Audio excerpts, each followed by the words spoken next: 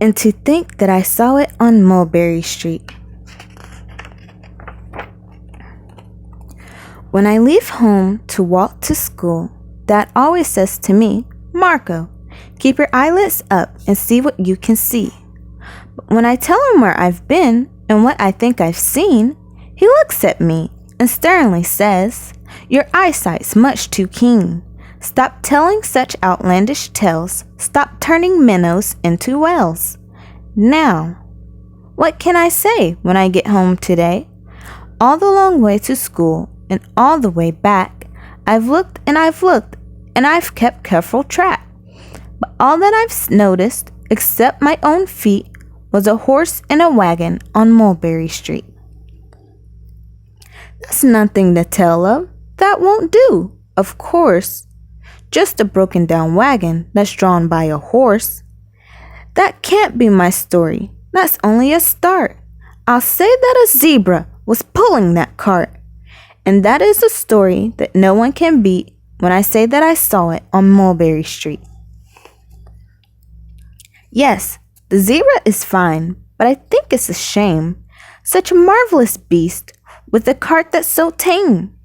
The story would really be better to hear if the driver I saw were a charioteer. A gold and blue chariot, something to meet, rumbling like thunder down Mulberry Street. No, it wouldn't do at all. A zebra's too small. A reindeer is better. He's fast, he's fleet, and he'd look mighty smart on old Mulberry Street. Hold on a minute.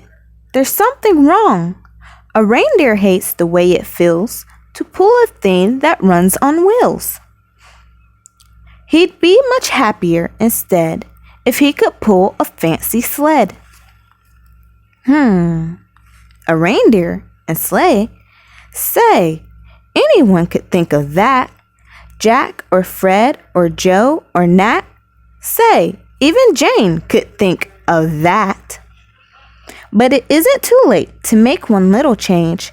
A sleigh and an elephant. There's something strange. I'll pick one with plenty of power and size. A blue one with plenty of fun in his eyes. And then just to give him a little more tone, have a raha with rubies perched high on the throne. Say, that makes a story that no one can beat when I say that I saw it on Mulberry Street. But now I don't know, it still doesn't seem right. An elephant pulling a thing that's so light would whip it around in the air like a kite. But he looks simply grand with a great big brass band. A band that's so good should have someone to hear it, but it's going so fast that it's hard to keep near it. I'll put on a trailer. I know they won't mind if a man sits and listens while hitched on behind. But now is it fair? Is it fair what I've done? I bet those wagons weigh more than a ton. That's really too heavy a load for one beast. I'll give him some helpers. He needs two, at least. But now, what worries me is this. Mulberry Street runs into bliss. Unless there's something I can fix up, there'll be an awful traffic mix-up. It takes police to do the trick, to guide them through where traffic's thick. It takes police to do the trick. They'll never crash now. They'll race up top speed with Sergeant Mulvaney himself in the lead.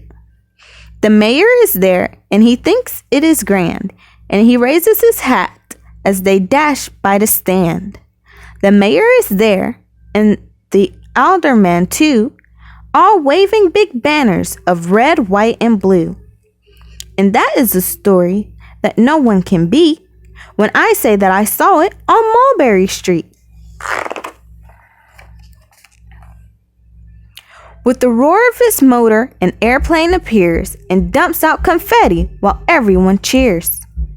And that makes a story that's really not bad, but it still could be better. Suppose that I had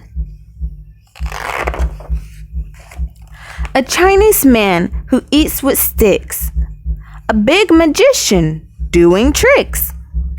A 10-foot beard that needs a comb. No time for more, I'm almost home. I swung round the corner and dashed through the gate. I ran up the steps and I felt simply great, for I had a story that no one could beat, and to think that I saw it on Mulberry Street. But Dad said quite calmly, "Just draw up your stool and tell me the sights on the way home from school." There was so much to tell, I just couldn't begin. Dad looked at me sharply and pulled at his chin. He frowned at me sternly from there in his seat. Was there nothing to look at, no people to greet? Did nothing excite you or make your heart beat? "Nothing," I said, growing red as a beet, "but a plain horse and wagon on Mulberry Street." The end.